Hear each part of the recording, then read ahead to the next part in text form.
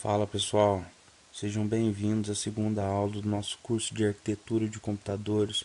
Meu nome é Douglas Castilho e hoje nós vamos falar sobre sistema numérico binário.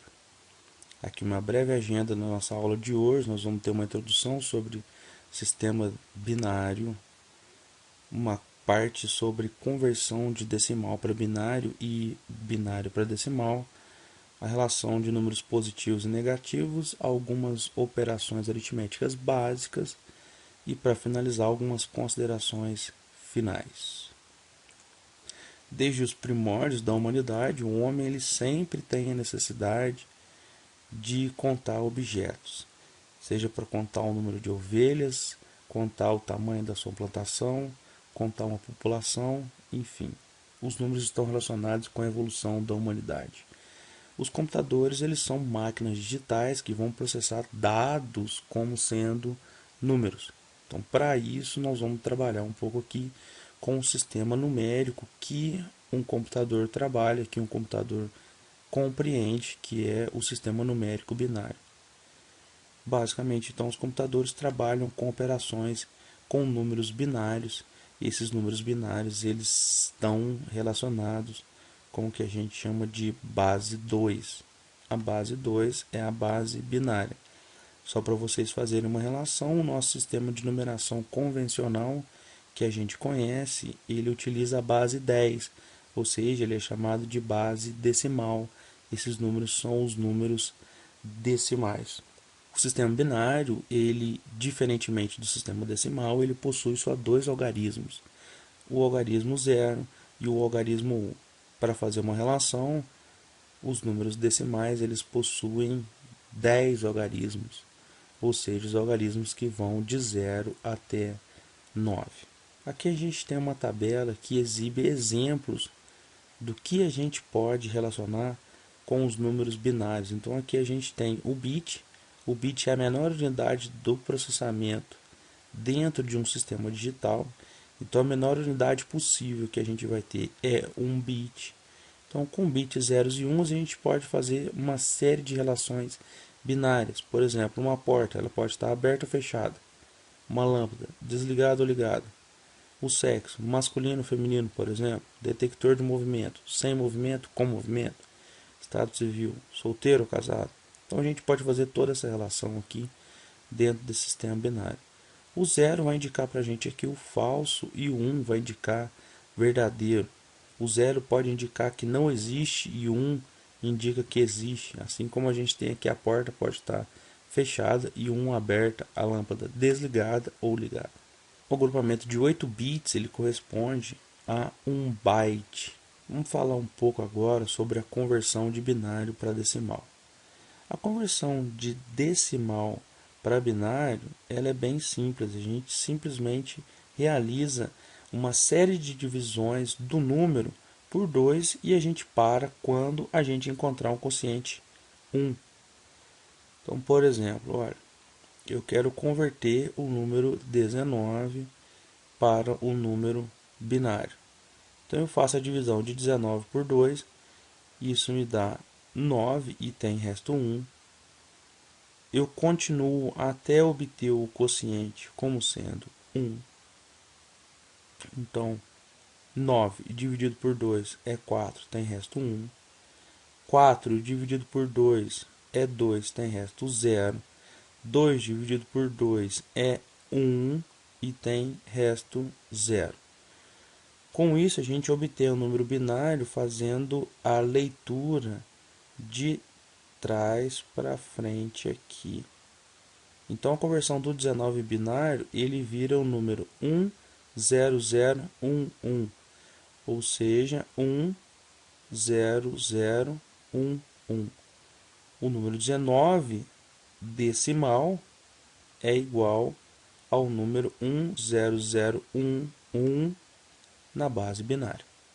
Para converter o número binário para decimal, a gente vai ter que somar o produto entre o dígito binário e 2 elevado à posição daquele dígito, sendo que a primeira posição ela vai ser igual a 0. Então, olhando essa figura aqui, a gente tem, por exemplo, o número binário aqui em cima, 00110. Esse número binário a gente tem as posições, e é por isso que essa conversão aqui ela é chamada de sistema posicional, porque as posições dos números elas indicam alguma coisa para a gente. Só para a gente voltar aqui no exemplo, o número 19 significa que o 9 é uma unidade e o 1 significa que isso é uma dezena. Assim acontece também nos números binários. Então, esse primeiro zero aqui, eu tenho que multiplicar por 2 elevado a zero, tal que zero é a primeira posição. O segundo número, eu tenho que multiplicar por 2 elevado à primeira. Então, 0 vezes 2 elevado à primeira. O terceiro número, eu tenho que multiplicar por 2 elevado ao quadrado. Ou seja, aqui 1 vezes 2 ao quadrado. O quarto número, eu tenho que multiplicar por 2 elevado ao cubo. Ou seja, 1 vezes 2 elevado ao cubo. O quinto número eu tenho que multiplicar por 2 elevado à quarta, ou seja, 0 vezes 2 elevado à quarta. E eu faço aqui então um somatório dos resultados que eu obtive entre a multiplicação do algarismo vezes 2 elevado à posição deste algarismo. Consequentemente, eu tenho que esse somatório aqui é igual a 12, ou seja, o número 01100 binário é igual ao número 12 decimal. Além disso, a gente tem uma relação aqui entre as unidades de medidas binárias. Então, nós temos aqui o bit, que é a menor unidade possível, que vale 0 ou 1. A gente tem um byte, que é a composição de 8 bits. A gente tem aqui o kilobyte, que é representado por KB, que está relacionado com 1024, ou seja, 2 elevado a 10 bytes. Depois disso, a gente tem um megabyte, que são 1024 kilobytes, ou seja, a mesma coisa que 2 elevado a 20, que é igual a 1.048.576 bytes. Nessa relação, depois a gente tem o gigabyte, que é o mesmo que 1024 megabytes, ou 2 elevado a 30 bytes. Depois a gente tem um terabyte, que é o TB, que é 1024 gigabytes. E depois a gente tem um petabyte, que é a composição de 1024 terabytes. Erroneamente, a gente ouve as pessoas dizendo megas, gigas ou teras. É errado isso. O certo é megabytes. O plural é em bytes, não a palavra mega. O plural de gigabyte é gigabytes, não gigas. O meu pendrive tem 16 gigabytes e não 16 gigas. Fica aí a dica para vocês não errarem. Dentro dos números binários, a gente pode ter números positivos e números negativos. Algumas formas de representação de números positivos e negativos nos binários é o sinal amplitude, o complemento de 2 e o complemento de 1. Vamos falar um pouquinho de cada um deles aqui. O primeiro, que é o sinal e amplitude ou sinal e magnitude, é bem simples. Ele é simplesmente a relação de um bit para o sinal, e esse bit vai ser o bit mais à esquerda representando o sinal. Se esse bit for 0, quer dizer que o número é positivo. Se esse bit for 1, quer dizer que esse número é negativo. Então, por exemplo, aqui o número 10 na base decimal, esse 10 aqui embaixo significa que a base é decimal. O número 10 positivo é igual ao número 01010 na base binária. Esse 2 aqui embaixo significa que a base é binária. Consequentemente, o número menos 10 na base decimal, percebam aqui que eu tenho somente a troca do algarismo do bit mais à esquerda. Ou seja, o 1 aqui indica que esse número agora ele é negativo. Enquanto aqui a gente tem o número mais 10, aqui a gente tem o número menos 10. Só esse último bit à esquerda que indica para a gente que o número agora ele é negativo. Essa é a representação de positivo e negativo no sinal e amplitude, ou sinal e magnitude. Uma outra forma é o complemento de 1.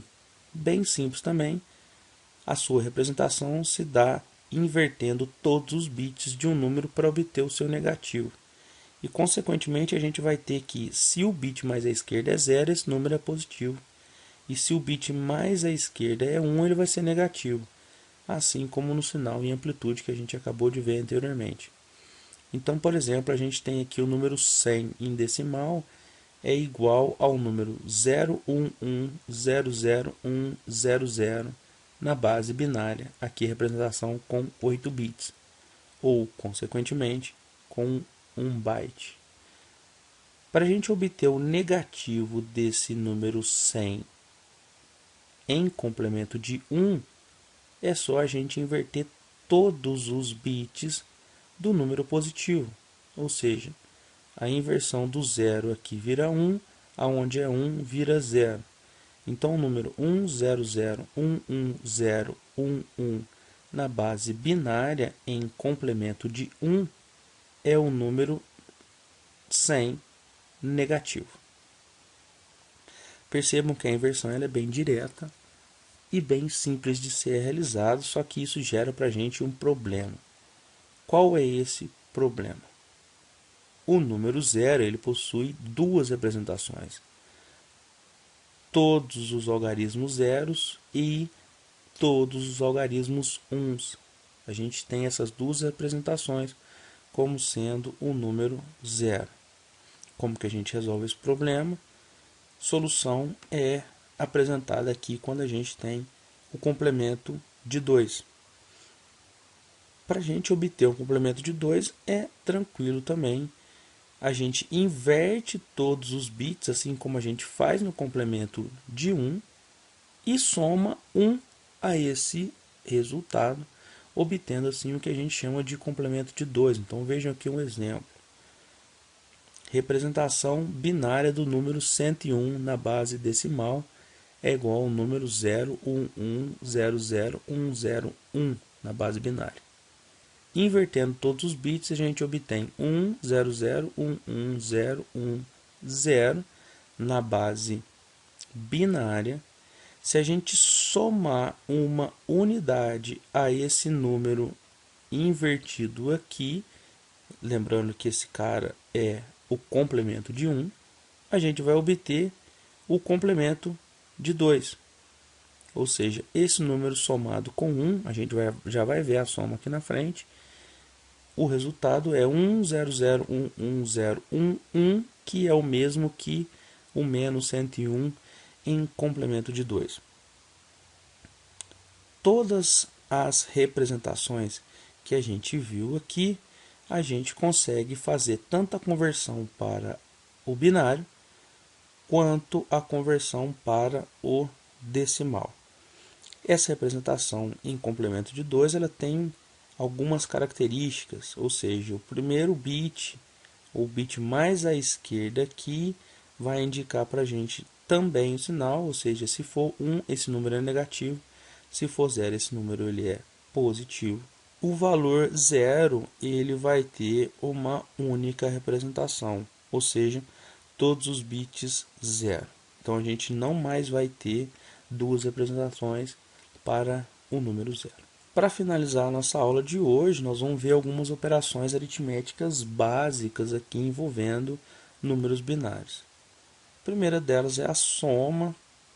Nós temos aqui a tabuada da soma, uma tabuada bem simplificada, onde 0 mais 0 é 0, 0 mais 1 é 1, 1 mais 0 é 1, e 1 mais 1 é 0, e tem aquele vai 1 aqui para o dígito de ordem superior, tá?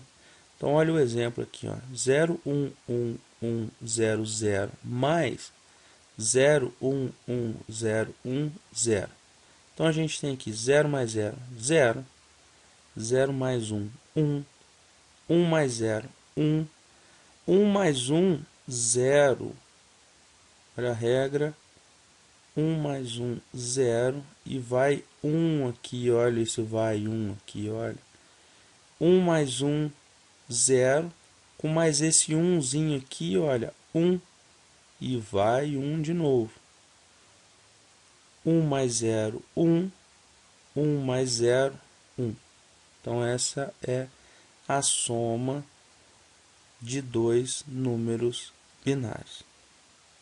Essas operações aritméticas que a gente está vendo aqui são as mesmas operações que são utilizadas pela unidade lógica aritmética que a gente viu lá atrás na primeira aula da arquitetura de von Neumann.